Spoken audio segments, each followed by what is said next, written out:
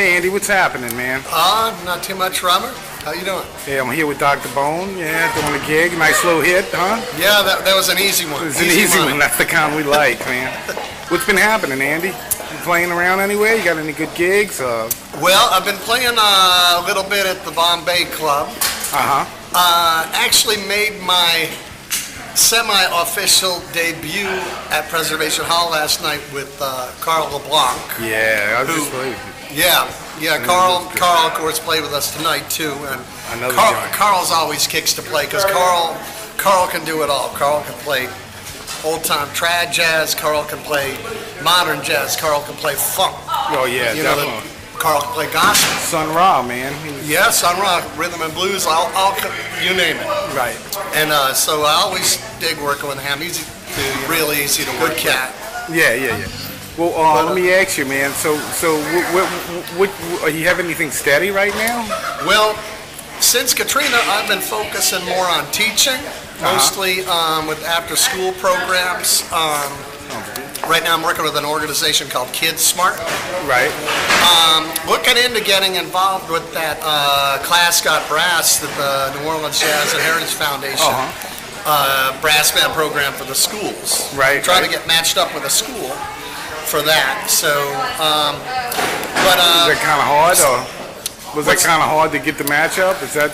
Well, people all the time I get approached by people that say, "Hey, we want to have a band." It seems like such a beautiful idea, but they don't.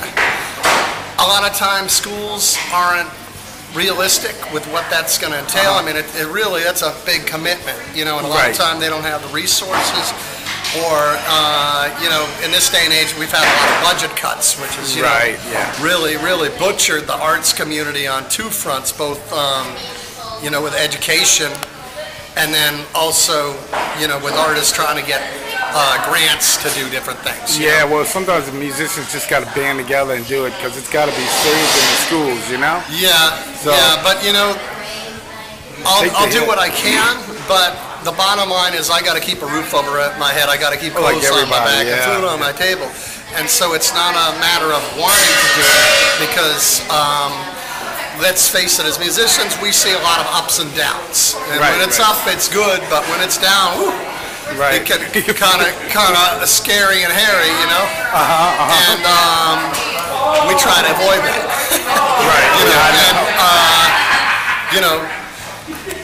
So we'll do what we can, but really, if a school wants to have a band program, they really have to commit. I mean, it's like you got to commit to those kids, Exactly. Do what's best for the kids, Do you want to do this for them? Well, then do it. Right. Well, so let me ask you about your CD. Where can we get it? Where can we pick it up? Do you have a website or anything? Right now, Dr.Bone and the Hepcats has a Facebook page, which,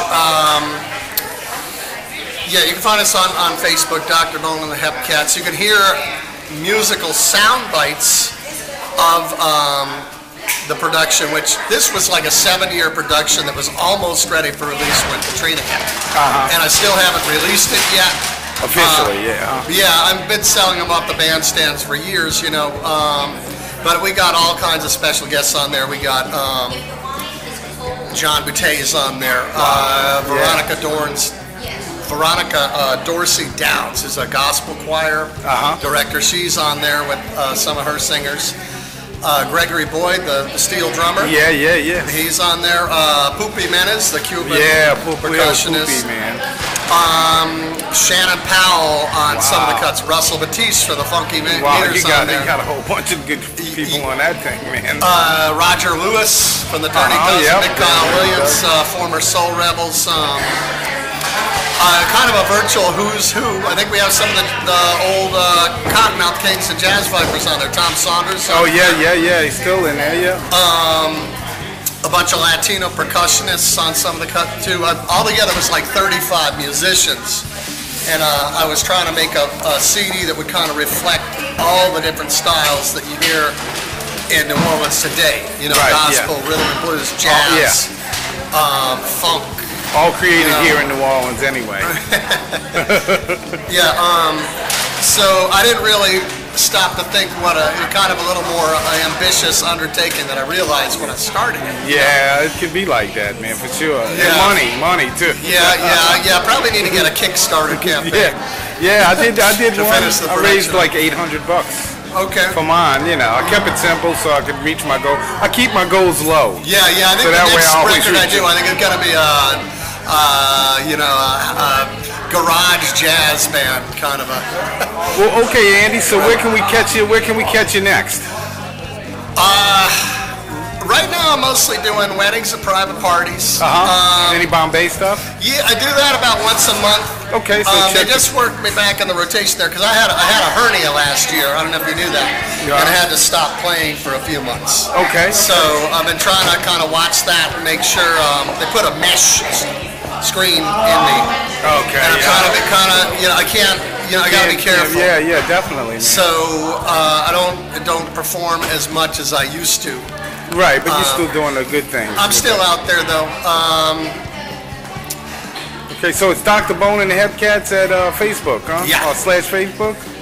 If you go on Facebook, do a search for Dr.Bone and the Hepcats. Okay, all right, Andy. Yeah. Well, thank you, man. My nice pleasure, to catch up Robert. with Good you. to see you. All right, brother. And say hi to your daddy in there. I sure will, man. I sure will.